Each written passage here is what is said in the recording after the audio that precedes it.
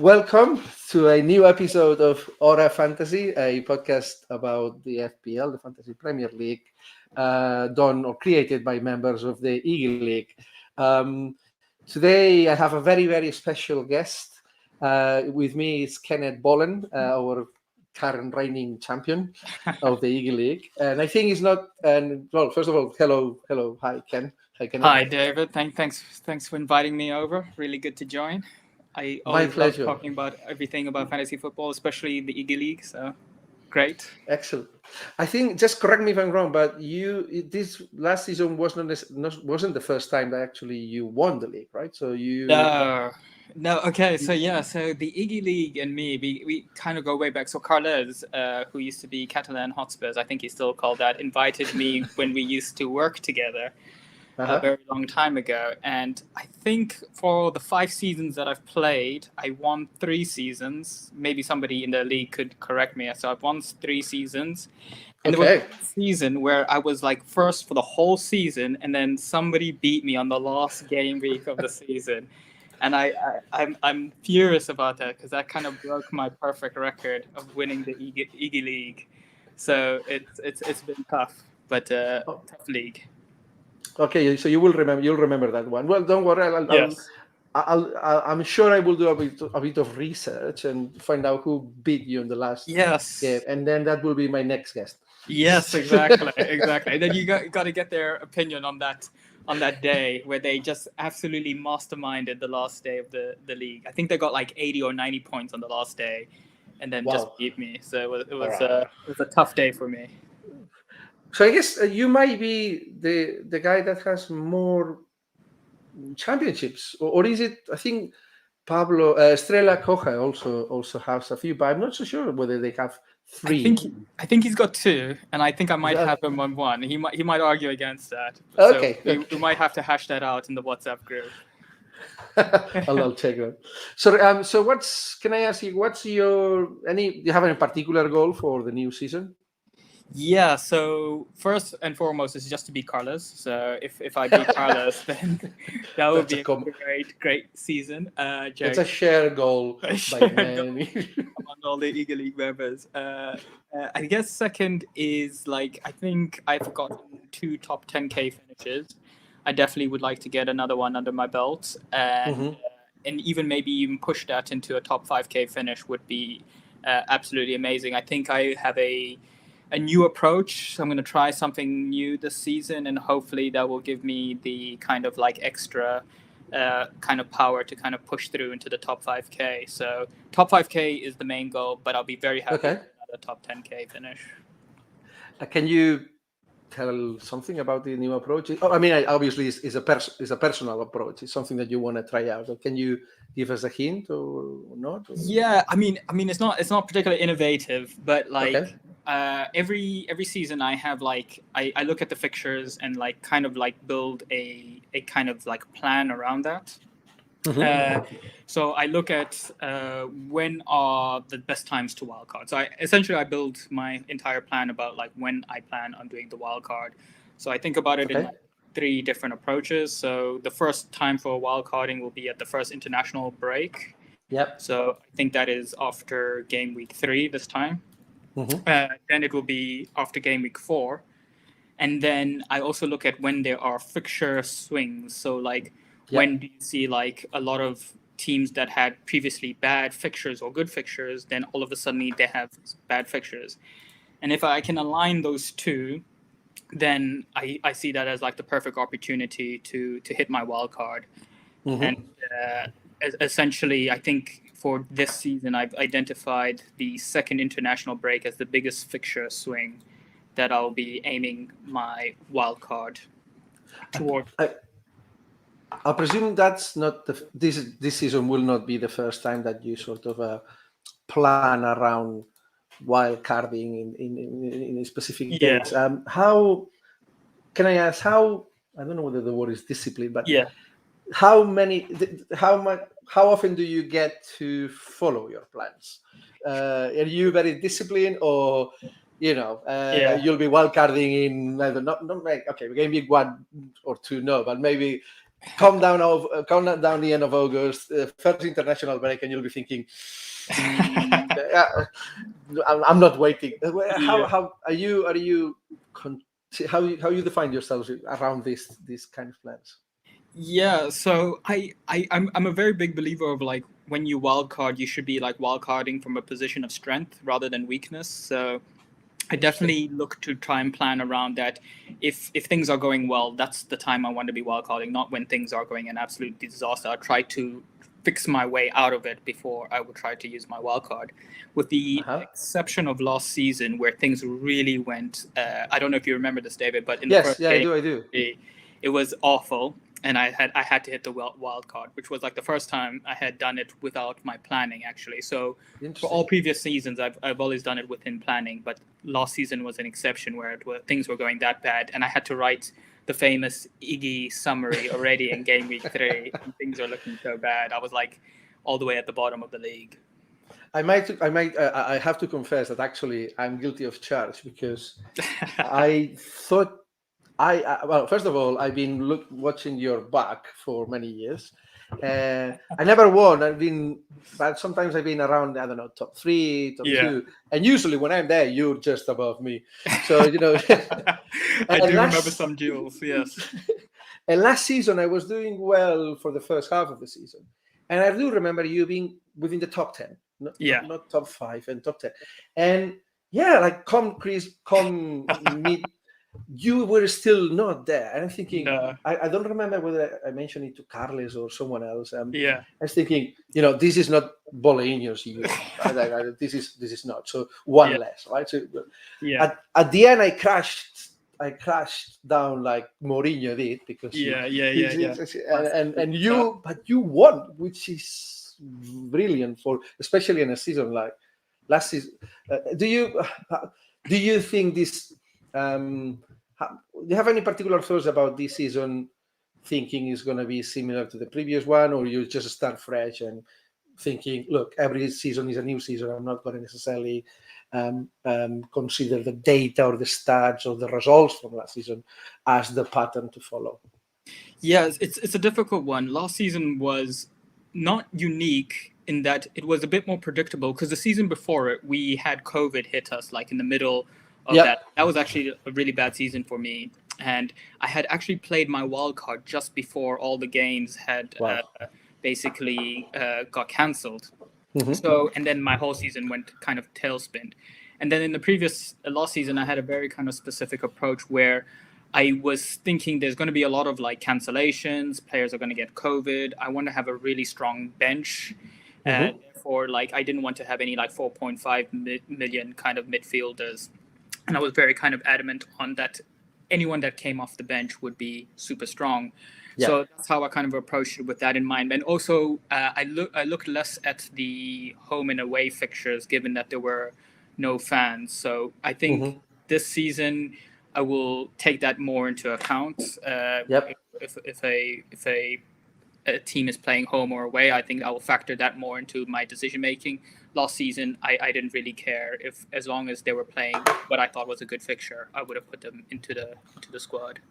Okay, so I think that now is a very good moment to start looking at a little bit an insight on your thinking, your brain, or what you're thinking at this particular moment. If anyone is listening, note to those that are, or that person that might be listening, that what we're going to show today are just drafts, but we think they can help others to set up their teams quickly, especially that we're just only 2 days away from the start of the season. But the fact that you're showing us this selection, and I'll show mine later, doesn't mean that, hey, this is going to be our team and it's not going to change. But I guess it's helpful for anyone trying to figure out what to do. Hold on. Yes, definitely. I'll share the screen if I'm allowed to. Yes. Okay. Here's Kenneth.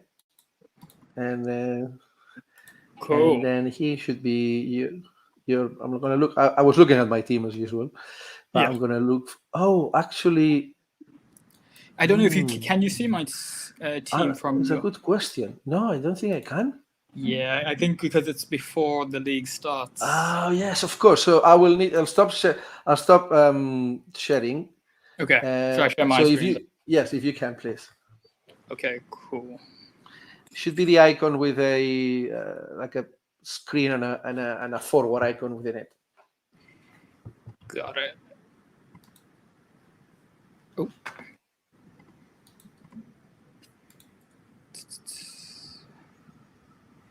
Sorry, which button was it? Right. So is button number starting from the left is number 3. Got it. Yeah, I think. Okay, cool.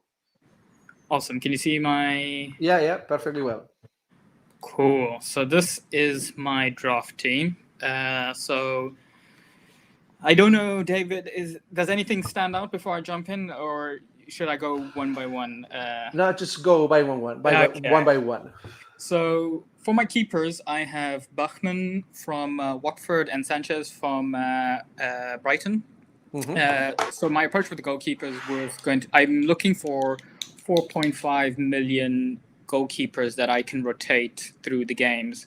So I look at rotation pairs, and I found that Brighton and Watford, they rotate quite nicely in terms of home and away games, and they are the cheapest. So I normally don't like to spend more than 4.5 million on a goalkeeper. I really liked Martinez last season. He was a great pick for me. But I think he's now like 5.5 million, so I will not be getting him.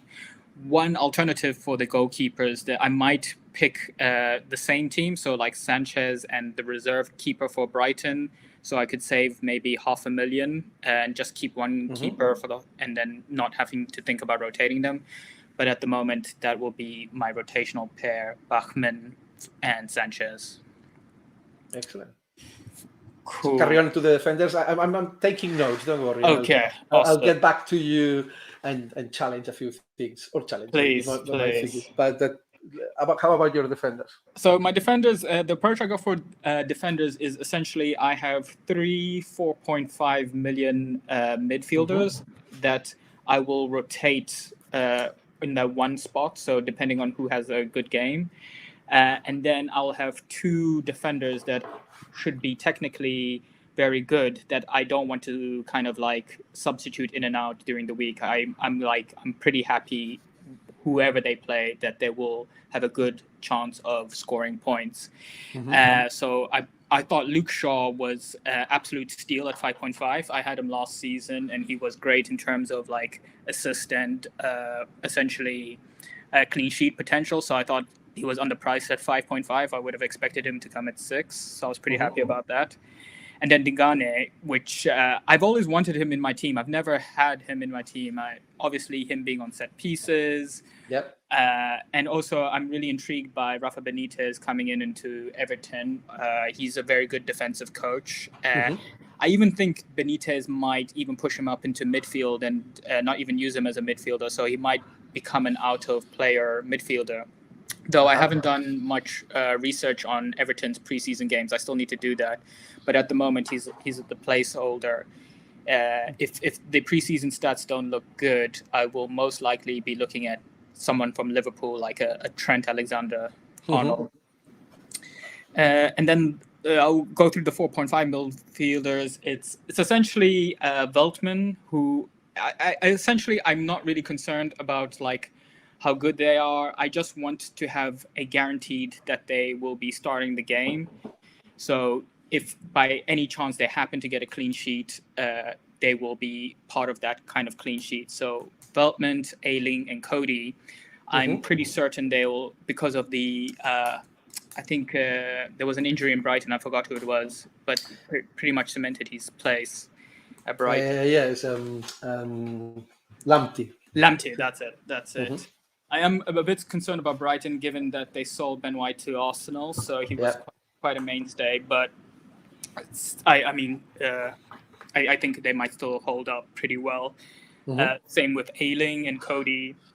I think I'm still not sure about Cody, given that Wolves has gotten a new manager. I'm not sure if he's going to use the same system as Nuno did last season. So there might be a different 4.5 midfield. I'm not too sure at the moment who. I might even be tempted to take a punt on Liverpool's midfielder. This new guy who's coming in for Robertson. Awesome. They're going to the midfielders.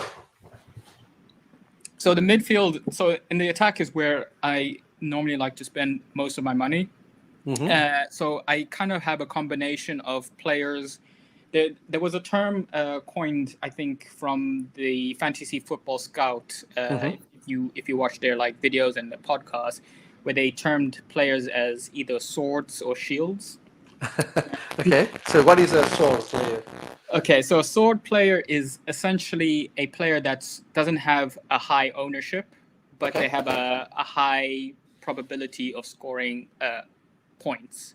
So essentially, no one looking at the Iggy League, no one in the Iggy League would have that certain player, and because no one has them, and if they score points, they're going to do a lot of damage to the opponents.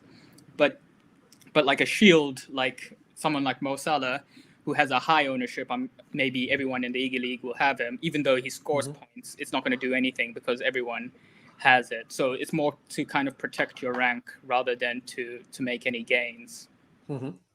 So indeed, okay, good. Yeah. I like the definition. Yes. Yeah, exactly. So Salah is basically there at the moment because when I looked at the ownership level, I think he had 50% ownership at last time. So if he scores points and you don't have him, it's going to be very painful. So there's this term also called effective ownership that some people might know. Essentially, effective ownership is how many people own that player plus how many people captain it. So if all 50% captain a Salah, then he becomes effectively owned as 100%. So when he scores, it'll hurt even more on your rank. So essentially, even though Salah's preseason stats haven't been great, I don't think he scored or assist during the preseason. I'm only holding him because I just don't want to get hurt if he comes into form and starts scoring points. And then Fernandes, again, in a similar mold, I think, he's got a high ownership. Keeping him there because, again, more as a shield to kind of protect my rank. And also, Man United has a great run of fixtures, and he's on penalties, so he's just got a high probability of scoring points. So those are my two shields, and then for my swords, it's Chelsea. I can never know how to properly pronounce it, but Havertz. Havertz seems fine, I guess. Yeah, exactly. So my kind of hypothesis on why he's a good sword is that Chelsea don't have a great run of fixtures at the beginning of the season. So I think that's going to deter a lot of people from owning Chelsea players. And essentially also there's a lot of rumors that Lukaku is going to come in. So no one wants to really hold Havertz because he will most likely drop a lot deeper once Lukaku comes in.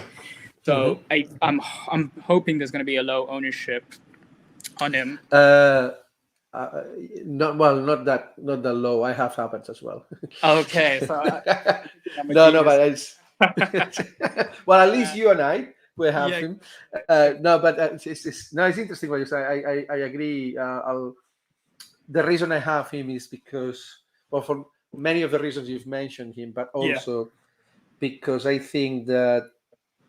It's obviously there's two things. First of all, it's no longer his first season at the Premier League. He's played a full season, and then by the end of last season, I think he was one of the best players in the league, and we could see on the eye test, you could see he's really a good player. I think he performed very well during the Euros, despite Germany having a very experienced team, and this guy being only 20 years old. He actually had a leadership role within Germany, which makes me think that, it's not just myself saying he's a good player. I think everyone says it. And also because of that, I think that it's a bit more fixture proof. So he's the quality player from the current European champions and one of the candidates to win the Premier League. So I think it warrants the fact that, and as you were saying, I mean, Tuchel seems to be someone that may rotate a lot, but I think that that him or maybe what's the name of the English midfielder? A Mount? Mason Mount. Sorry, Yeah, Mason yeah, Mount. yeah. Maybe slightly more fixture proof, but if not Mount, then I believe it's Havertz. So yeah, I didn't think about. But it's interesting what the approach or the angle you're looking at from the ownership perspective. But yeah, I think you're right. Most people may be thinking, I guess, as a third midfield attacker, the likes of Sancho. Or the likes of even Grealish these days, and who's only like 5.5 million lower. But sorry, carry on. Yeah, no, that's exactly the point. And the one thing I'll add to it is that I really want to target the Crystal Palace game. So yep. Patrick Vieira, who's come in for Crystal Palace, is like I'm a big Arsenal supporter. I grew up watching Arsenal. I love Patrick Vieira, but I think it's going to be like a Frank de Boer kind of situation where I think he's going to be a bit out of his depth in that. So I'll be interested in that. I'm just going to get a charger. Sure, go. Yes, that's fine. So, looking at your team, it's. Yeah, I think I completely. It's one of that game. I know that game is also very interesting, and it's also one of the reasons why I convinced myself of having Havertz because on the first three games, yes, two of them are not easy, and I think actually Chelsea they don't have a nice run of fixtures for the first 6 games, but the first one is very good. Yes. So you're thinking that justifies already having him because game week 1, playing at home, good fixture, and then you're hoping Havertz, is the quality player, so maybe he can take maybe an assist or a goal in 2 out of or 3 out of the other 5. So but yeah, I think it's very smart. I think that actually it's the good decision. The way, in my opinion, is the good way to look at Chelsea because considering the fixtures, I wouldn't look at their defense because they might be good for Crystal Palace. Yeah. But then they'll struggle to actually keep a clean sheet, I believe. Yeah. But the attackers, they just need a score. And they're an offensive team. They're supposed to be an offensive team. So exactly. Okay. Right. So next one. I think the next one is interesting. Yeah. So the next one I'm really excited about. I think he's like the Rafinha or Mahrez, where I think he's going to come under the radar. Buendia. I really like his stats at Norwich in the Championship, and he also has Premier League experience. I think he was absolutely fantastic in that in that season. So I think he's coming in with a lot of Premier League game. Aston Villa have a great run of game. Indeed. And I think there's also like an opportunity open now that Grealish has left. I think there's a lot to like for him. I'm not too happy with the flag on him at the moment, so I'm going to be crossing my fingers, waiting for any news updates. You mentioned that you started your review by mentioning something which I believe is kind of a basic principle for you, and I share that with you, which is for game week 1, I want secure starters. Exactly. So that yellow flag, how much is going to annoy you for the next 48 hours? It's going to eat at me. So I'll definitely be like reading all the Birmingham newspapers. But I'm happy having Smith Rowe on the bench, and I'll kind of come on to him next because I think I'll be very happy to have Smith Rowe come in. Okay. If Buendia doesn't get at the game, I think he's a long-term hold. I think at the current price point, it will be great to get him in. I feel like this could be like a season holder. I might eat my words in 38 game weeks time about how bad he was. But yeah, I'm quite excited about him. Do you have him as well? A little sneak peek. Which one? Smith Rowe or Buendia? Buendia. No, I had it on my first 7 drafts. Okay. But I'm actually my first few drafts. I targeted Aston Villa because the way I looked at game week 1 was from the same angle as you do. Like I want secure starters. Yeah. And for me, and then I look at the calendar, and then look at the calendar, and I found the best calendar by far, Aston Villa. They spent 40 millions in a new player who's Buendia. I don't think you're going to keep 40 million pounds in the bench, No, especially exactly. especially after 12 months of not having fans at fans at your stadium. And so I but as the weeks have been progressing, and I'm not challenging Aston Villa's calendar, and neither that Buendia will not start, but I've grown less and less interested in Aston Villa. Interesting. And it's because I also found other alternatives, which I'll show later. But the rationale behind that is not that they don't have a good calendar, and I still have one Aston Villa player, but there's been a lot of changes, and I do think that they're good signings. So Buendia, as you were saying before, had previous Premier League experience, also is. So he should fit in quite well. Danny Ings, he's been good. He was playing at Liverpool. He's been great at Southampton, and he can score from day one. But I'm a little worried that Villa is being built, or how to put it, the offensive creation of Villa has pivoted so much around Grealish. In the last, not just in the Premier League, but also I think at the Championship.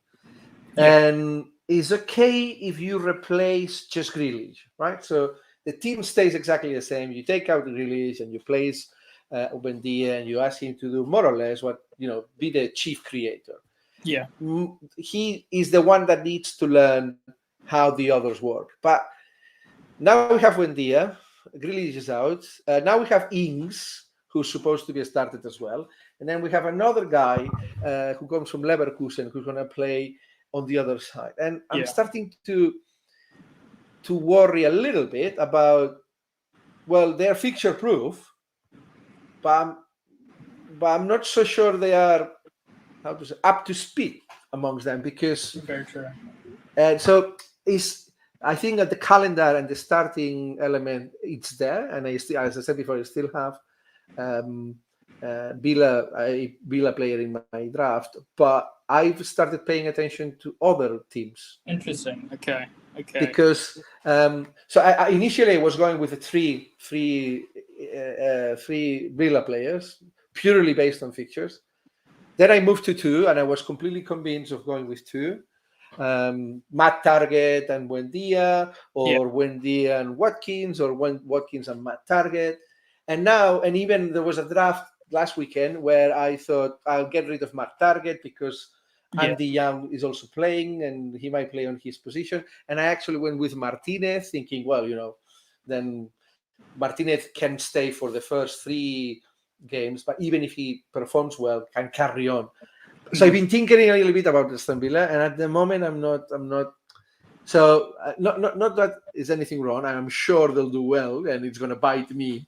But I would say that the main so this looks like one of my drafts from a few days back, where Aston Villa I had 2 players from Aston Villa definitely in my lineup, and now I'm doubting that a little bit.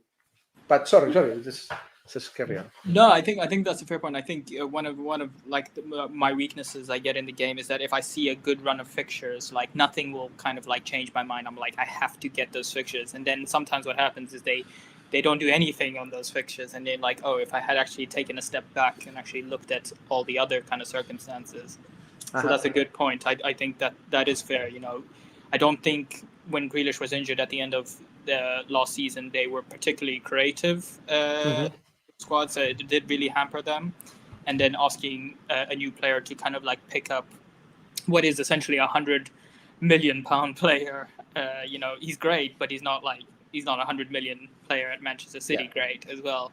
So that's a fair point, and to see how they adopt. I mean, the plus side or the other side of that, and the reason why to keep them, and I think, and that's also is a sort of a debate I have with myself, is the fact that, look, if any things go wrong, like in the first 3 weeks, and forget the wildcard, and you're not playing the wildcard, no, hopefully you'll be, and you'll be. I mean, I will be looking at the big guns, so the premium players, because those are the ones that they have to provide me with points. So if things do not work well, most likely I will be changing or maybe swapping Fernandes by De Bruyne, or Fernandes by Salah, or because that will be, because my money is in there. And if they don't perform, then I have a real big issue. So whether Buendia and Watkins, I don't think they fall in that category. Because they're mid-priced at best. So the fact that they have a good run of fixtures gives you the peace of mind of say, look, I don't mind if Buendia doesn't perform well for 2 games. If he performs well, fantastic. If your team is not delivering, then possibly it's not going to be because of Buendia. And you'll be happy to leave it there for a few more weeks as you fix other areas that might not work. So the downside, I think, yes, there's a little bit, I think it's risk is more, it appears up to me a bit more risky than it was before, but the plus is that, look, this is a 6.5 midfielder and a 7.5 forward. You hope the best for them, but if you win the league, it's not necessarily going to be because of them. Very true. Very true. So you can, if they don't perform well, I don't think you're going to be in a rush to replace. I don't know. That's a little my thing. Like looking at it positively, say, look, those are 2 guys that can live there for a month and revisit after a month. Exactly that. And and that's exactly the approach. I think they have a good run of games to kind of like where we can assess them and then make a judgment. And I think then the fixtures actually do take a swing.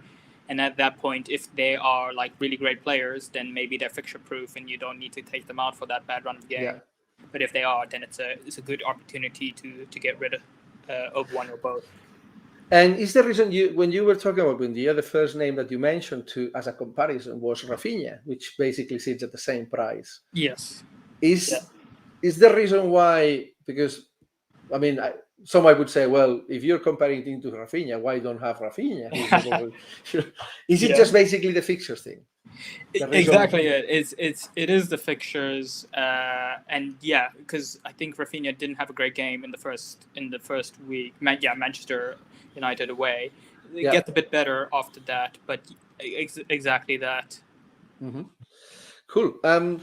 How about so let's look at your forward line, where I can see, clearly no premium forwards. No. So just I'll let you mention which players have you chosen as forwards. Definitely. So I tried to go for a very well balanced team. So Antonio from West Ham. Again, the fixtures are okay. The good run of games, especially Newcastle away to start with. Antonio had a great season last season. He's a bit injury prone, is my only concern. But when he's on form, he's really great. My only concern with Antonio, of course, is that Jesse Lingard has gone back to Man United, so that creative output has kind of left. But I think he'll be a great focal point. Mm-hmm. Then the second one is Ollie Watkins. Again, with the whole Aston Villa conversation, a lot about it was the fixtures. I was a bit worried that the arrival of Ings, that he might be either benched or pushed to the wings. But everything that I've read from the manager, he said he's we've never played him on the wing. He's had a great goal scoring record. We want him to be playing striker, so I'm quite encouraged by that. Okay.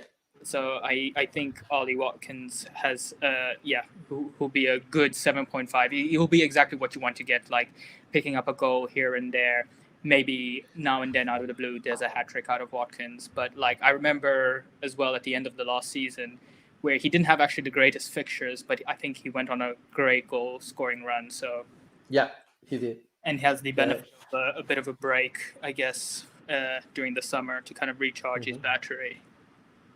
You might be convincing me to send him back. Yeah.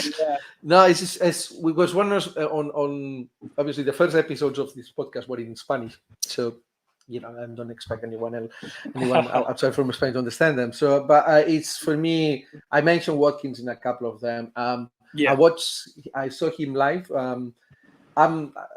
I need to say just to clarify, everything I see on my screen is fantastic except for that Arsenal badge on my right hand side, simply because I'm a Spurs supporter. I know.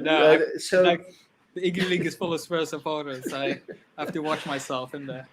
So I was lucky last season. I was lucky enough to get a ticket for the last. You know that in the last 2 games of the season.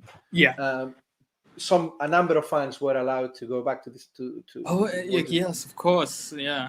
So I watched what now seems to be the last. Well, we'll see about Harry Kane. But I watched the last game of Spurs at White Hart Lane last season was against Villa. Watkins, and we actually lost against Villa. Watkins scored a goal. Yes. But not just Grealish was playing as well, and I have to say that I was. And I saw, and Watkins played on my side of the stadium for the first half, and man, I was really impressed. Right. Yeah, to me, and that I mentioned that in the first few podcasts that initially I had like a staple on my drafts because regardless of the calendar, just when I saw the calendar, I thought I'm going to have Watkins definitely. Yeah. Because as a player, I thought I saw more than what I was expecting. I was expecting quite an athletic guy, capable to play 1-2s. Yeah. But what I saw was a guy that actually is much more technical than what it seems. He can dribble, he can pass, he runs and works. Well, he was actually the guy work with the biggest work rate on the forward line. Not that the rest didn't work, but you could see and despite it was his first season in the Premier League, he looked to me a very, very good player. I might resign him after this podcast because I have ings at the moment, but I think I'm convincing myself of signing Watkins again. Sorry, so. Now look at actually what was, and you also have what was Watkins' replacement last season at Brentford when he went up to the Premier League. That is right, Tony. So... Why? You'll be rooting for him to score a hat trick against Arsenal on day one? I love Arsenal, but I know Arsenal enough that we're going to go to Brentford and we're going to lose that game. I can see it already. It's like, I know I'll be watching the game supporting Arsenal, but I know that we are going to lose that. This is not backed by any statistics. Like I like to say that I'm like very kind of data driven and I make all my decisions. But like every season, the newly promoted clubs that come up, they have like this like motivation in them. Where I remember maybe 2 seasons ago, where it was maybe Norwich that beat City in Man City or something like that. Yeah, they did. And I had like 3 Man City players in that, and I was like, oh my god. So there's something about like newly promoted clubs. This is like a home game on Friday night. Yeah, and it's I think, and as well, like I'm sure you've seen Tony's stats in the championship. Like it's massive. Like I'm sure there will be a bit of regression to the mean where he won't have that same output, but there could be a potential he could be another like Pookie or Bamford who could kind of replicate his form into it. So I was very keen to get him into the squad. He's definitely one that I want to be starting game week 1 with as a potential, mainly for my whole kind of argument about I don't think anyone else is going to have him. So potentially 30%. You know. No. He's one of the favorite at the moment in everyone's minds. But no, I don't have him. So you differential. Can I ask you something? Yes. So assuming, I mean, taking what you taking what you've mentioned before about selecting people that you believe will start on Gaming One. Right, I'm sure what we have in front of our on like what is displaying on screen is just a draft, and you might not necessarily care even about the formation, but the way at the moment I'm seeing Tony playing ahead of Smith Rowe. Is it a conscious decision? Is it could or not, or could you go with a 3-5-2? Let me put it this way: if you prefer, why would you prefer to play Tony against Arsenal instead of Smith Rowe against Bradford? If both of them are to play, and supposedly Arsenal, well, I mean, clearly Arsenal is the better thing. Yeah. So Arsenal over 38 games, I think, will do better than Brentford. Right. But I have basically my theory is that given that it is Brentford's first game in the Premier League, it's at home, it's the opening game, there will be fans in the stadium. I feel like all of those factors lead me to think that Brentford would have a better chance of winning that game than Arsenal has. So, and by that same kind of regard, I am a strong believer that Tony will be the player who will be the most likely to score the points. To score. If I believe the former, in that Brentford will beat or at least draw with Arsenal in the opening game, I have to also believe who's the most likely to get points from that. I definitely think Smith Rowe has a very good chance of getting points, and that's why I have him as my first substitute in case like Buendia or Watkins doesn't start. So I feel very comfortable, like in case maybe I'm wrong about one of my players, and then Smith Rowe has to come off the bench, that I at least have that security knowing that I will have a good chance of getting some points off the bench if my lineup doesn't work out. And you're pretty convinced that Smith Rowe will have minutes at least. I mean, I don't know across the 38 games, but definitely, I don't know, first half of the season. You're pretty positive on that. So I definitely have to do a bit more research in it, but he was basically given the number 10 jersey by Arteta after Ozil left. And I think Arteta sees him as the playmaker. Especially, we wanted to re-sign that Norwegian player Nogard. From Madrid, from Madrid, but unfortunately, it didn't go through. So if that transfer did go through, then I would be not as bullish on Smith Rowe. But given that we don't have any like number 10 playmaker role, I think he has a strong likelihood of being on the starting line. But I definitely want to look at some of the preseason minutes to get a better feel of it, because like you said, I don't want to have to be going into the first game weeks having to make a transfer, getting Smith Rowe out because he's on the bench the whole time. But at that 5.5, if I'm right about that, at 5.5 starting for Arsenal, it's a fantastic. That would be, the playmaker for Arsenal 5.5. That would be exactly. It's great. It's everyone. It would be the best signing. I mean, the best. Set and forget. Just play every game. Exactly. The one Bissaka, I remember when he was at 4 million at Crystal Palace, and was like set and forget. That was a good season. I can see that it's just a bit of there's a lot of in the Twitter sphere and websites like Fantasy Scout community. Obviously, people have been raging a lot about the fixture calendar for Brighton, and this summer. And So Brighton defenders, and also about the XG, which they did. I do my stats tables, and Yeah. I can confirm that yes, that Brighton performed very well. No, but my question is why? But you've showed, at least in this draft, is actually the Watford goalkeeper, who's basically a team that's just been promoted. You have in this draft Bachmann ahead of Sanchez. Yeah. Is it just it just happened by chance, or you have a conscious? You've done this by choice.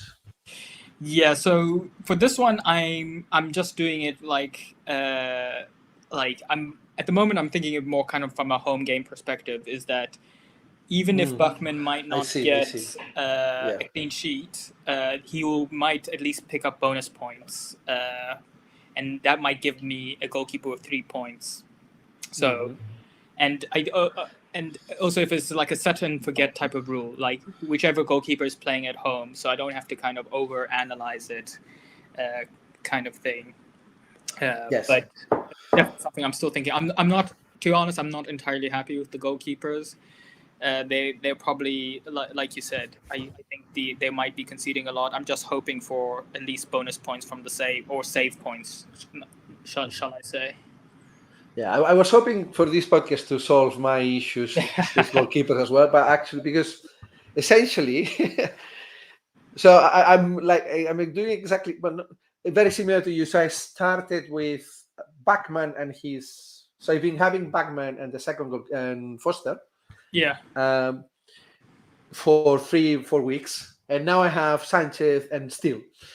And so I basically replaced Watford by Brighton on as in my goal as goalkeepers, and I was hoping, I don't know, maybe Kenneth will another solution, but I can see that no, just yeah, I have yes, I now the elephant in the room.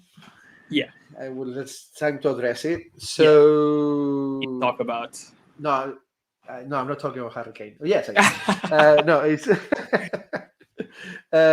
so why no premium forwards or strikers? Sorry.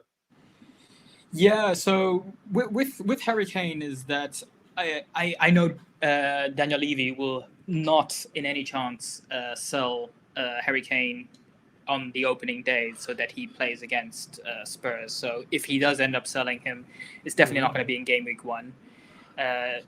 He's too shrewd for that, and also because he's only coming in after the game week 1, I think he's going to take time to kind of settle into the new team. Pep Guardiola is also a very kind of competitive coach. You know, he's not going to just let anyone just walk into the starting lineup. Yeah. So if Jesus is having a good run of games, or Torres, yeah. So then, why not Jesus? Is it did you? I mean, why is not that? Why not Jesus, or even why not Barbie? Is it or Aubameyang? Where are why? I mean, not that you're doing anything wrong. I think most of us have actually followed the same route, or the same approach in that sense. But I'm just curious. I have my reasons, but I'm just curious to know your reasons why is it just Hurricane, okay, but if it's not Hurricane, then I don't care about any other forward, like a premium forward. Yeah, and then the other ones like Firmino, he's I'm not sure what the situation with Firmino and Jota is. I want a bit more data with that. Who are some of the other, like Aubameyang, Barbie, Aubameyang? Yeah, Lacazette again. I'm not 100% convinced they will be. There's a lot of rotation going on at Arsenal. Sorry, you mentioned another striker there. So yeah, it's just who did I say? I said Kane, Aubameyang, Bardi. Who's no? I mean Kane and those are the sort of the expensive ones, the premium ones. Werner, but what about? And I know that's a little bit science fiction or like future fiction, but would you jump on Luke? So what about Lukaku? Are you more are you someone that would jump into Lukaku if it arrives on time, or you're more calm and collected, and you would keep your selection of 3 mid-price forwards and then wait to see whether you swap 2 of them for Lukaku or no? Would you just basically, if they get Lukaku before Friday, you'll be tinkering with your lineup to have Lukaku as one option? Yeah, no, definitely. I'm a very conservative manager in that sense, so I'll be definitely waiting for enough fixtures to see how they kind of what system that they're playing in, how they kind of gel with their teammates. Before I kind of spend that kind of big money, because that's the worst thing, spending like 10 million on a striker and they're not doing so great. The one thing I will say though about like the one reason why I've kind of set up my team as well like this with Havertz in my midfield is that it gives me the opportunity to see what team Manchester City is going to be playing against Tottenham, and then their second fixture against Norwich is going to be very, very tasty. So then with that kind of additional data, I might move on like Havertz, and if I see like Torres or Mahrez kind of be playing in that role, I will maybe take that opportunity to bring in Manchester City players for that fixture. I see. Yeah. So yes, because I mean just because for you don't have any City player, which would be very surprising considering that they're reigning champions. But you might know that. But so in your defense, actually, I think someone published an article. I can't remember with the Scout community or another website mentioning. So they at the end of last season when they issued the Dream Team, the Fantasy Dream Team. Yeah. So there was no City players. Really? Actually, I didn't see that.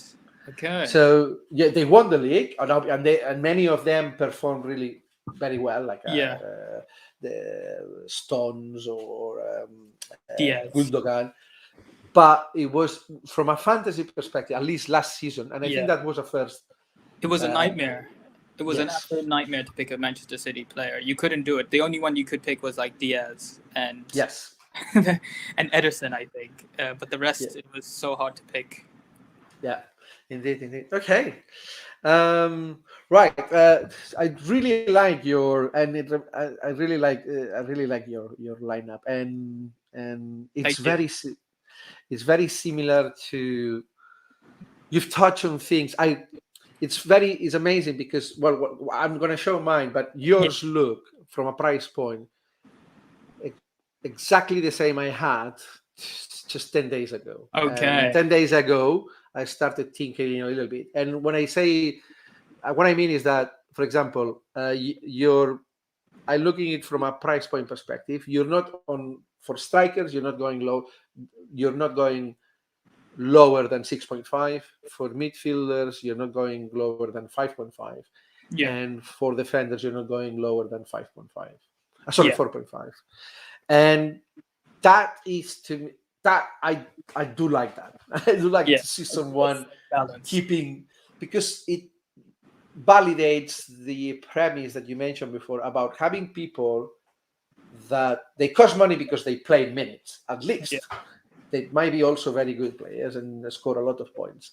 But Tony is going to be a solid starter, and Smith Rowe, he was 4.5, but as you said before, this season looks like a starter. So and I had Harris. I had my 5.5 was not Harrison. What's the name? Stuart Dallas. Who basically, it's not that I like him a lot or not. It's just that when I look at him, I look 3,000 minutes played last season. Yeah. So he's going to play every single minute, and if that costs 5.5, then you pay that money, and I think that's Now, what I'm going to show you mine. Awesome. And I've started tinkering a little bit with this, and I don't feel. After seeing yours, I don't feel so happy. No, not at all. Let's just I'll share the screen. I'm now a little bit concerned. No, not at all. Okay, pick fantasy. So can you see my screen? Yes, perfect. Right. So my goalkeepers are, as I mentioned before, Sanchez. I'll do it this way. Transfers. So my goalkeepers are Brighton goalkeepers, both of them, for Sanchez and Steele. Okay. Then my defenders are from the highest, from the most expensive to the less expensive. So it's Alexander Arnold, Luke Shaw, White, Amarte, Amarte, yeah. and Simikas. Then midfielders is from the more expensive to the list is Salah, Fernandes, Havertz, Gundogan, and Bissouma. And then up front, Ings, Antonio, and Obafemi. So this is my selection, which lines up something like this. But starting for goalkeepers, I'm someone that I don't believe in goalkeepers. Yeah. So I don't. I read I'm across years, across the last few seasons. I read some statistical studies. Yeah. And goalkeepers are the position in fantasy football that deliver less points. Now there are some exceptions, like Martinez last season. Yeah. And I think De Gea about 6 seasons ago. That was a great. So, yeah. So when they achieve something that goes around 170, 180 points across them, but generally they do not deliver more than 150. So kind of in the last few seasons, and I did change that last. I was doing really bad last season at the end of the league, so I bought Martinez at the end. But usually my policy about goalkeepers is that I'm going to only spend 9 million on goalkeepers, and I want to set them and forget them. Yeah. So I usually look at a pair of 4.5 and 4 million goalkeepers that belong to the same team, so I can forget about it. Now I started with Watford. Yeah. But then I guess I let myself to be influenced by the by everyone else, by the community, and then moved to Brighton because Brighton seems to have these amazing run of fixtures, and because they're the best defenders, then they'll do well. But I have concerns for the same reason that you mentioned before. Yeah. Because I think I saw Lamptey playing last year, and it was, for me, by far the best choice from Brighton defense because he also delivers attacking points. And then Ben White clearly was was critical for their performance. So without Lamptey and without Ben White, I'm not saying that they're not going to do clean sheets, but look, that team finished 17th, 16th. Yeah. I'm not so sure. I mean, yes, Sanchez was a great choice because Matt Ryan was not performing very well. But so I'm not at the moment. What I mean is I might come back to Watford, looking at it more from the angle of maybe I get, as you were saying before, maybe I get the bonus points or the saves points because the goalkeeper is more busy than other goalkeepers that might score clean sheets, but they actually are less. The defenders get the bonus points. Exactly. Now, the way I'm building my team is based around premium and the rest. So, and then in this particular, and also, so that's why I have 2-4 players in here. So it took me a while to get. So my number one choice across the whole. There's 2 number one choices across the whole. No, the number one choice across the whole fantasy team for me is Alexander Arnold. Oh yeah, I'm very jealous that you have him in it. I tried so many ways to get him in, and I couldn't do it. So I'm very jealous of that. So yes, we all know what happened last season, but I was looking at the stats, and he scored over 200 points the season before. Yeah. So if in a bad season scores 160, and bad season means Liverpool falling off the rails, being 7th or 6th at some point, him being injured for a few weeks. Now, if despite all that he scores 160 points, now he looks to me someone set to score 180 points on a normal season. Yeah. And that is, to me, set and forget. For 7.5, Yeah. it's kind of, I don't mind how many clean sheets Liverpool is going to get. Yeah. For me, it's the number one choice. For the same reasons, and actually, I like what you, and for the reason that you described, the term that you used before about shield players and sword players. Yeah. Not for the same reason, but for the shield reason, Salah is my captain, and I have Fernandes as well. Exactly. Fernandes to me is someone that I wasn't necessarily a big believer on him initially when he came halfway through the season. Yes. But when I look at the stats, and this guy in a season, so halfway through the season, scored over 100 points. Yeah. And in the second full season, was the top scorer of the game. To me, it's another Salah, someone or a Harry Kane. Not this season, because I think what you. The assessment you've made about Harry Kane, I think is brilliant. I think Harry Kane might be someone that we'll all start looking at him about, assuming he moves to City. Yeah. We'll start looking at him about when you said the wild card, like second. So for 8 weeks, 9 weeks into the league, once we see how many minutes is getting. Yes. How well the City are doing. Yeah, is then he rotated? Then we might move into Kane. But Fernandes is a Kane or a Salah in the sense that if you look at Kane's history on FPL, it's very similar to Salah's. Yeah, they have 5 good seasons for a bad one. So it's the other way around, right? Most players may have 1 or 2 good seasons. Yeah. So to me, at the moment, Fernandes is just basically untouchable. Has to be. So and then the other big guy I had is Luke Shaw for the same reasons that you mentioned before. Yeah. Now I have a lot of. Usually, that would be I would follow this approach every beginning of the season, and I would complete it with a premium striker. Yeah. But this season, I'm not finding it. It's not there. It's just not there.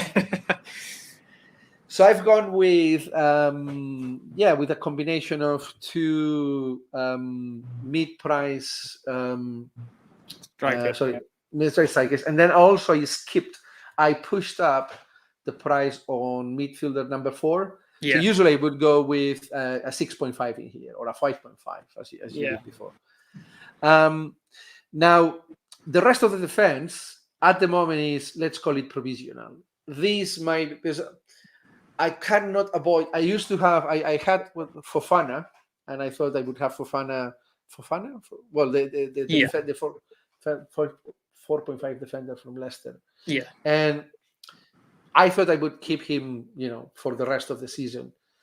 And also I think they have a good calendar. So when Amarty shown as a potential starter for 2 or 3 games at 4.0, it felt too good to not have it in my draft.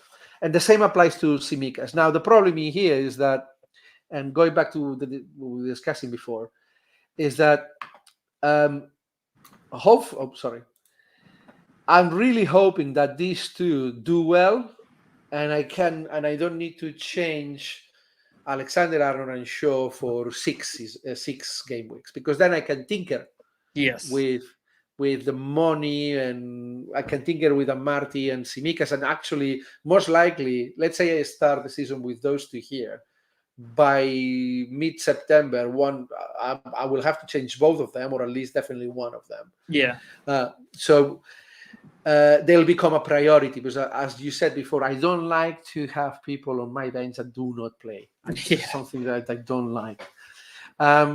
So in order for me to address these 2 lack of time from September onwards, those 2 have to do very well.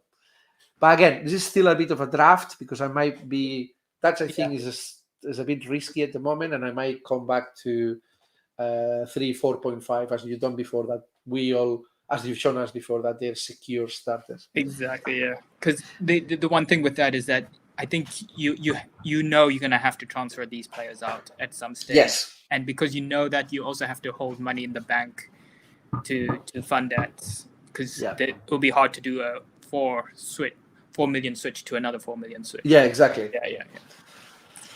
Now, midfield, I'm really happy with my midfield. And the reason is, well, I have the same midfield as you, and for the same reasons. We discussed Havertz already.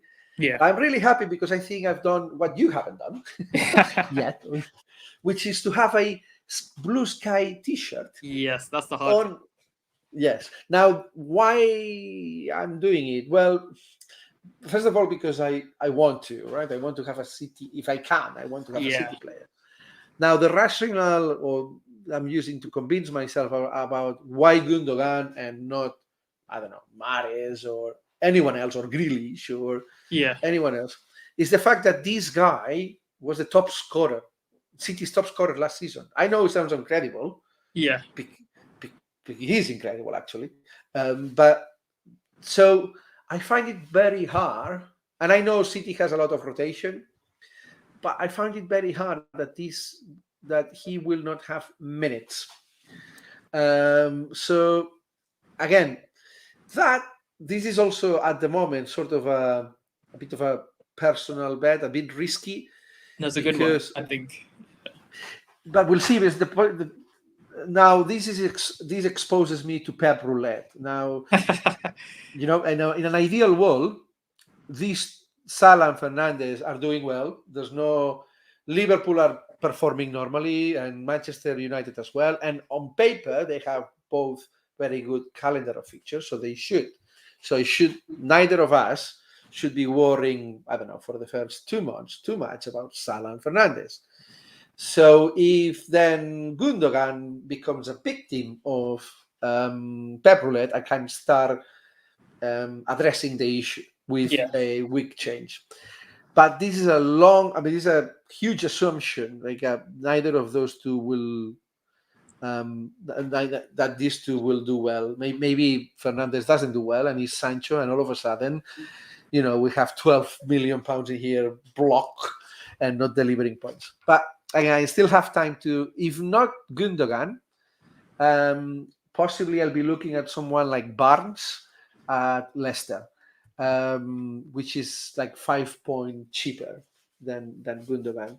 And I also consider it, as you've done, Wendy and Rafinha. The only thing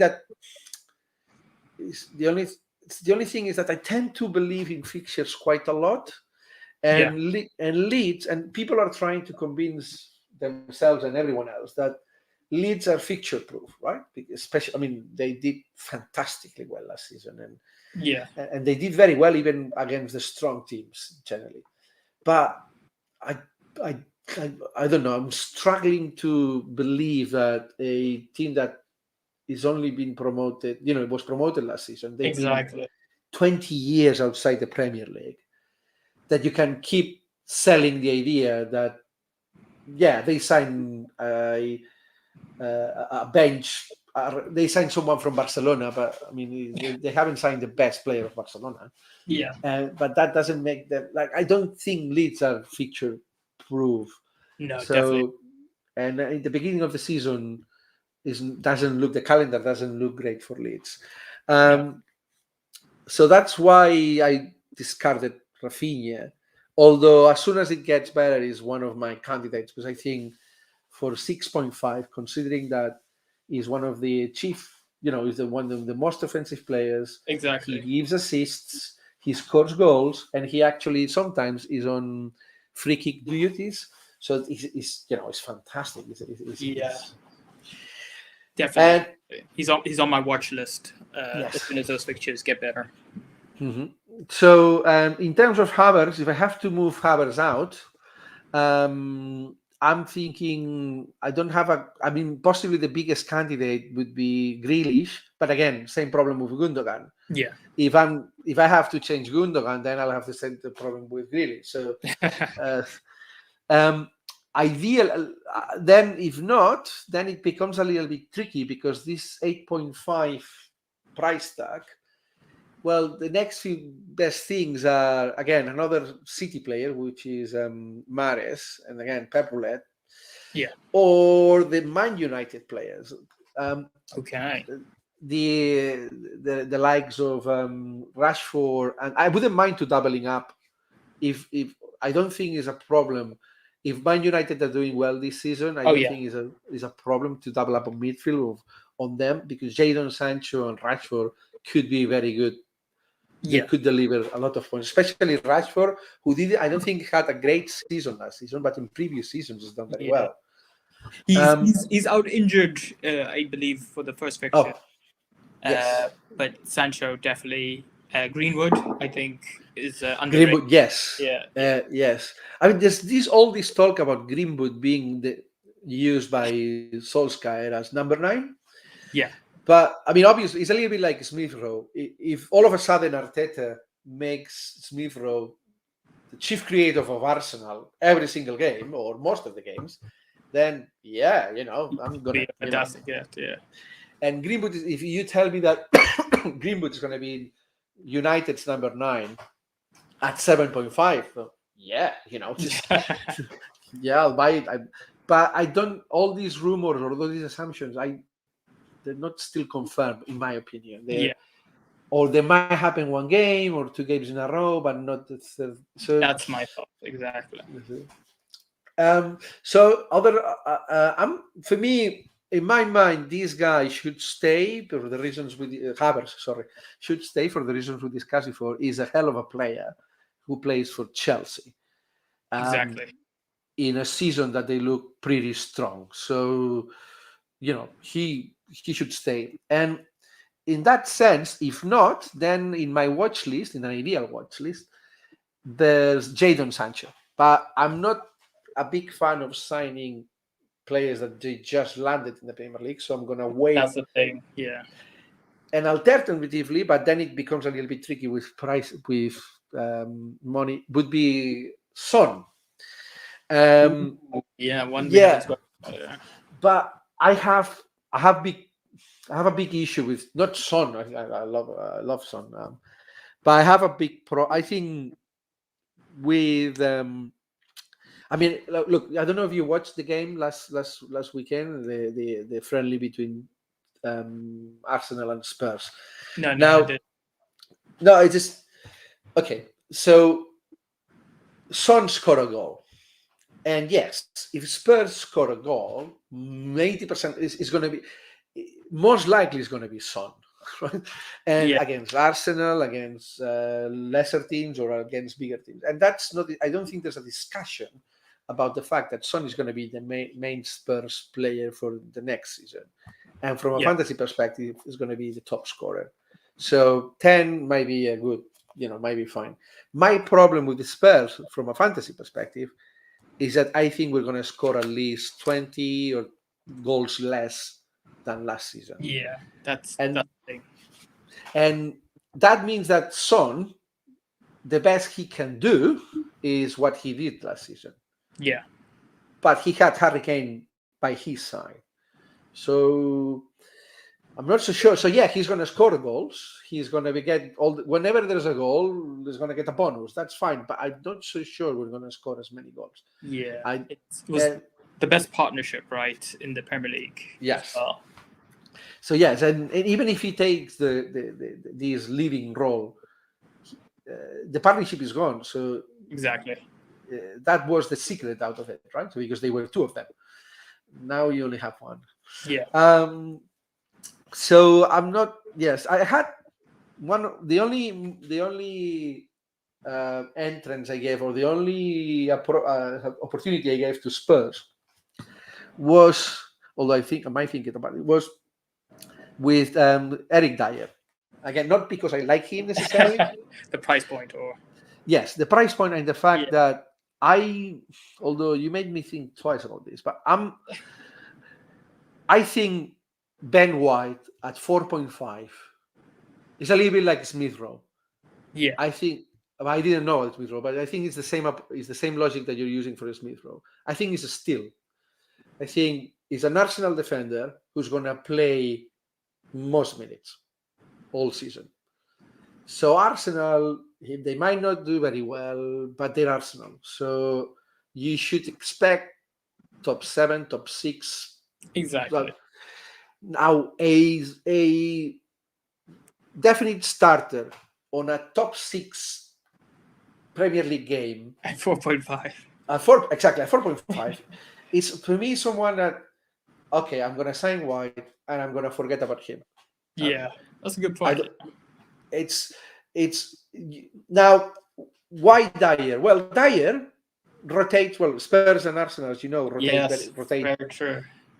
So although Spurs are supposed to be signing new central defenders, and Dyer might lose minutes as the season progresses. At the very beginning, Dyer is made captain now, and he played against Arsenal. He played almost every single minute.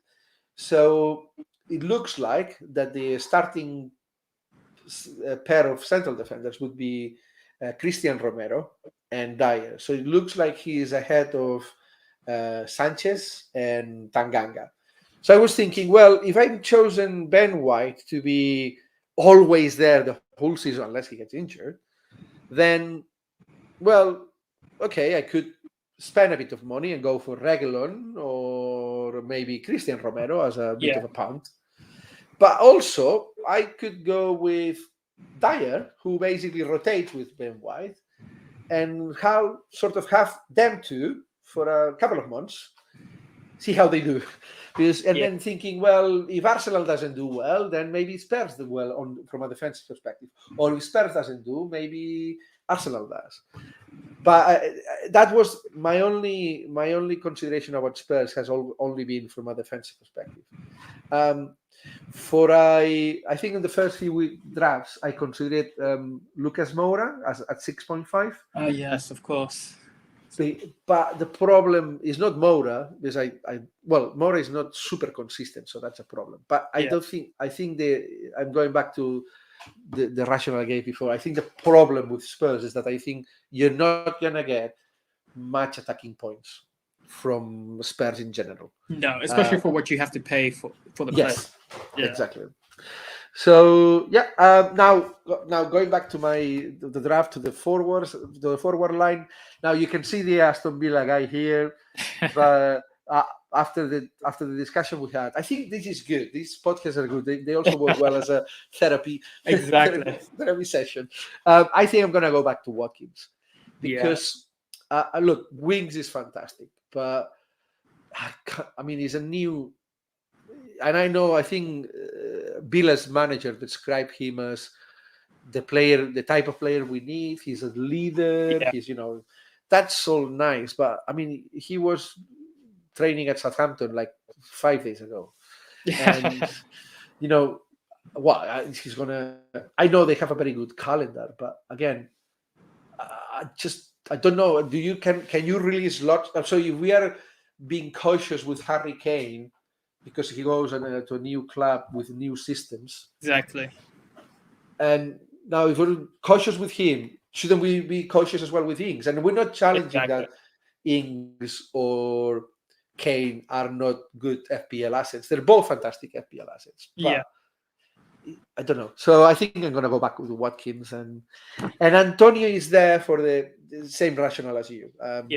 The only challenge with Antonio is, well, if he gets injured. But I don't know. Look, fingers crossed. He's had the full preseason for him to get fit. It seems incredible that West Ham haven't yet signed another forward. Another striker. So I mean, even if I think that's to me the main reason why I have Antonio, and I've been recommending it to other friends. They have no one else. Exactly. So even if they don't score, he's 7.5. Have him there. Even I have actually, let me show you something. I've managed to do I have two other things I wanted to show you. So two other variations. I'm calling it the Bardi variation. Can you see my screen? Yeah, I can see it. Yeah. So this is a variation where I'm sorry. Oops. Sorry. here is a variation where I'm sure I'm including a premium striker. Yeah.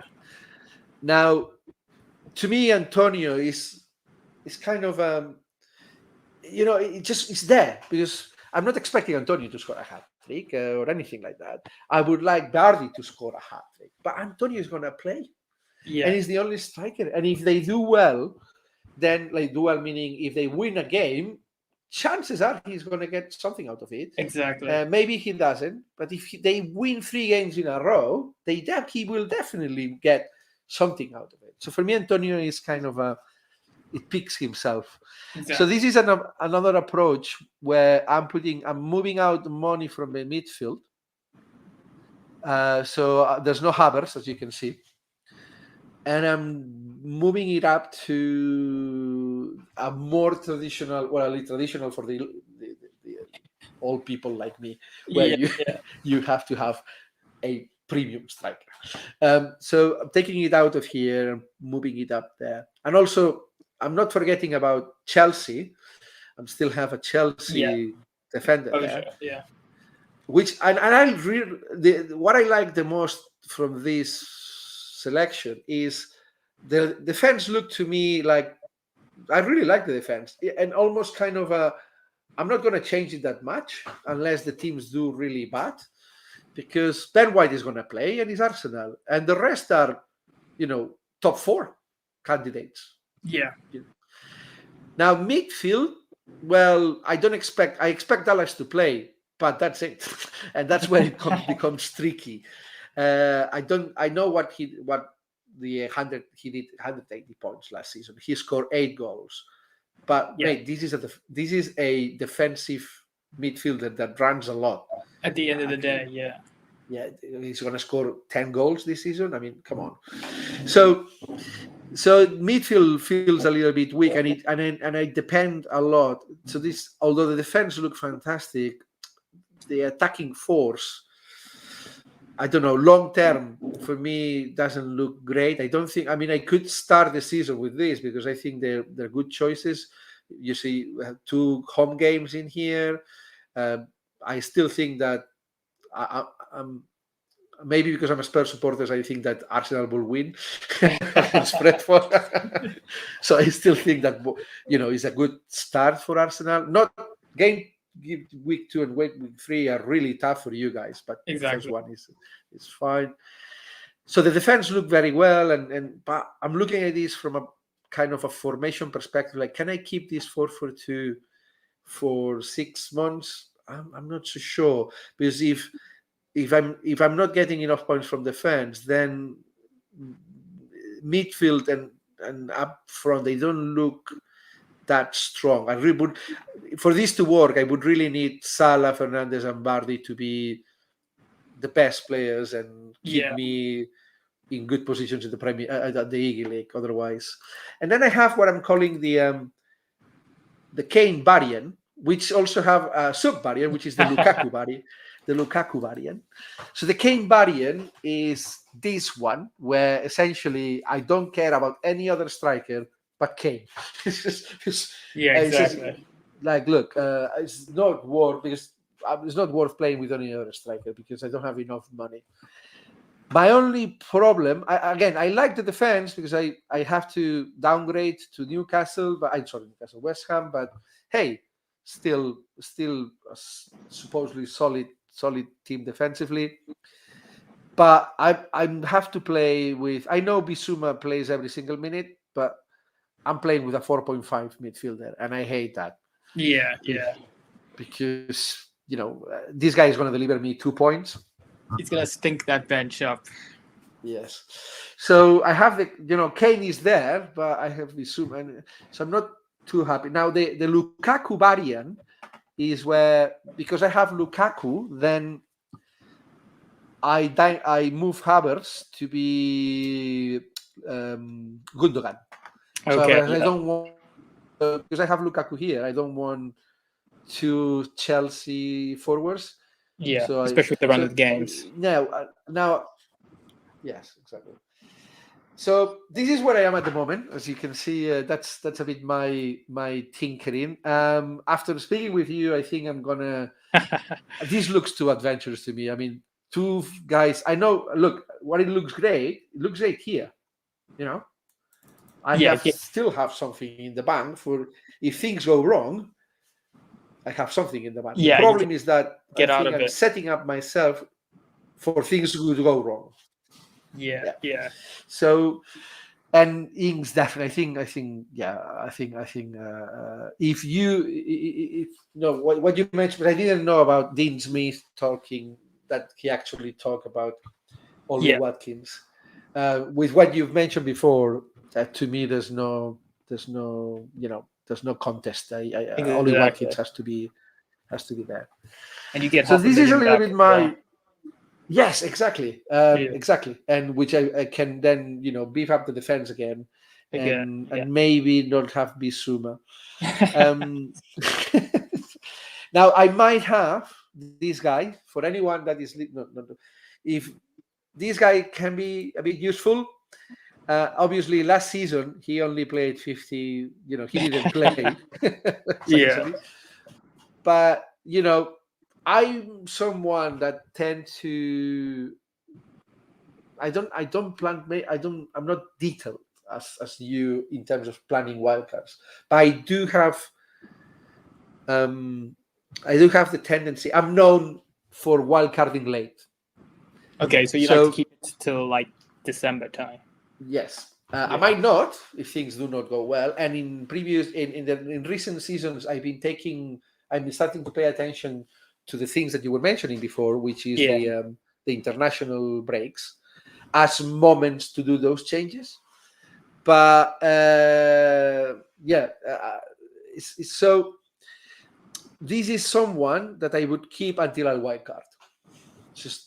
I would think, okay, look, for starters, it gives me the opportunity to go with solid players, and I'm never gonna go with a 3-4-3.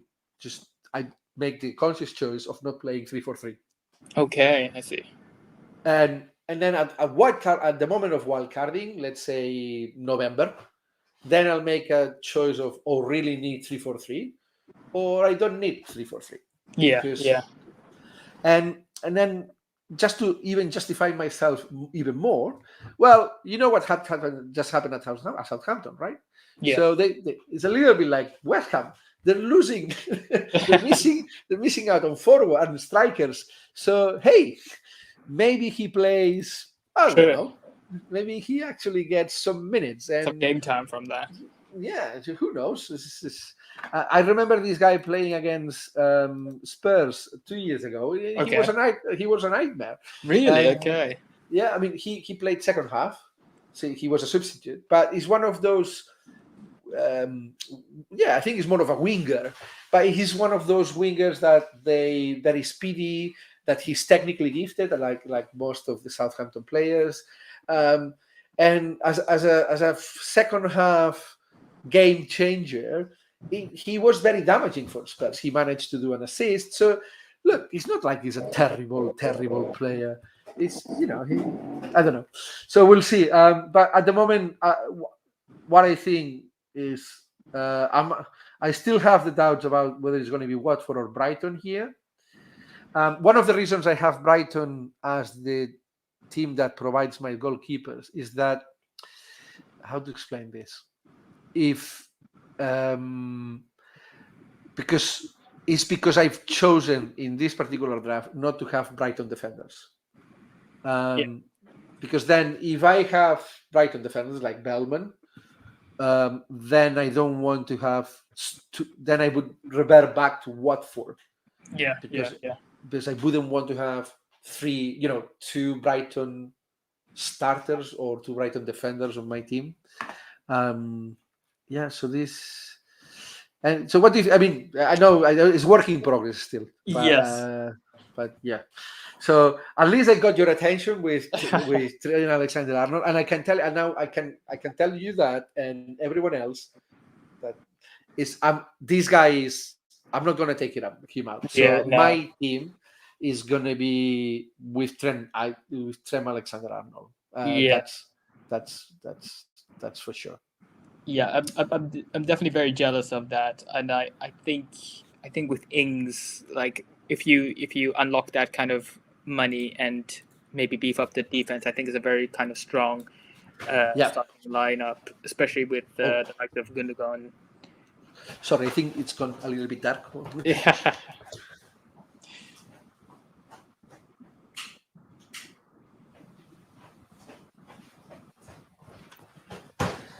Oh, well, we've been talking for a while now. Yeah. Look, lots to discuss. Yes. Look, I'm not going to take more of your time. I really appreciate you coming in and having a chat with me today. Likewise, about it this. was really good. It was really good. I hope you. I mean, I'll do more of this. The overall intention is to sort of, because now in pre-season we can talk about lots of things because there's no, there's no boundaries. There's no pressure. Yes. But the intention is to do this regularly ahead of game weeks. So people come in and discuss maybe the previous game week and the changes for the next one. Yeah. So I'll be. I mean, if you're happy to carry on coming in and participating, I'll be more than delighted. Yeah, definitely. It was a lot of fun. I do have one question. I'm sure. Very happy to guide. What is your goal for the season? Oh yes. What are you planning for this season? Okay. So I started the last two seasons, assuming. Literally like that, because I can be quite pedantic sometimes. Assuming that I would do top 3 in the Eagle League. Okay. And without mentioning too much, I would enter final. Well, not finally. I've only been once within the top 100, top 1,100. Okay. I did it. I've been before, but it was like 7 years ago. So in the last 5 seasons, I've always been. 550,000, 520,000, 200, 250. Yeah. And I want to break. So my first goal is at the Eagle League. I want to do top 3 this season. Top 3, yeah. Yes, and also there's something which I don't mind to sort of revealing. Yeah. One of my best friends is another Carles, not just Carles was one of my best friends. Yeah. Also Carles Taul. Yes. Is Itaka. Now, Carles Taul, he has no connection to England except that I live in the UK. I see, okay. So he loves football, and by our friendship and him visiting the UK, got sort of started to get interested on the Premier League, but still, he's a Barca supporter. He goes to Camp Nou. Yeah. But I've managed to get him into Fantasy League and the Eagle League. Amazing. Now he's beat me.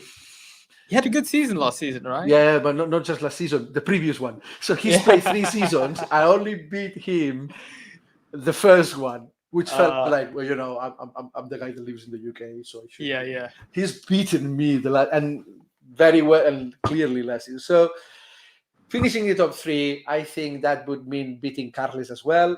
Obviously, Carles Suarez, and ideally, getting into the first 100,000 players. Now, if I achieve any of those 3, if I achieve the 3, all of them, that would be fantastic. That's what I want to be. If I achieve one of the 3, then all right. So I'll be somehow satisfied or partially satisfied. That's yeah. No, I think it's due. I think if you crack the top 3, you'll definitely crack the top 100,000. Yes, Eagle League is very competitive. Yeah. So this is it, and for this season, being able to carry this podcast in the sense that people are interested to, because I don't mind doing it by myself, but you don't want to hear a 40-year-old guy rambling about fantasy by his own every single week, right? So be able to see how this works, whether we get a bit of a community. I think the league is interesting, not just because it's competitive, and I'm on other leagues, and I completely agree. If I do well at the league, I can see myself going up the ranks in the other leagues, but also the fact that there's this mixture of people. Not just that they're Spanish, that they actually live in Spain, but they play here, and then people that live in the UK, but I think you were in I think Carlos mentioned once that for a year or two, were you living in Sweden? Yes, that's right. Yeah. And but is it? I like this sort of Yeah. mixture of people People all over the world. Yes, exactly. Whether Yeah. they're English or not, but the fact that they live in different places, but the Premier League and the Fantasy League sort of Can keeps remain. them engaged. Yeah, Yeah, I like that. I think it's interesting. I agree, and I think this will also kind of help with Yeah. that kind of community feel. So very, very happy to do it. Cool. Awesome. Excellent. Well, best of luck. Yes, you too. If you can do exactly the same as last season, just wait until the end of the season just to pass me. Yeah. So don't doing it like just don't do it before Christmas. Okay, I'll see what I can do. All right, Ken. Thanks Take for care. this, Dave. Speak soon. Bye bye. Have a good one. Bye. You too. Thanks.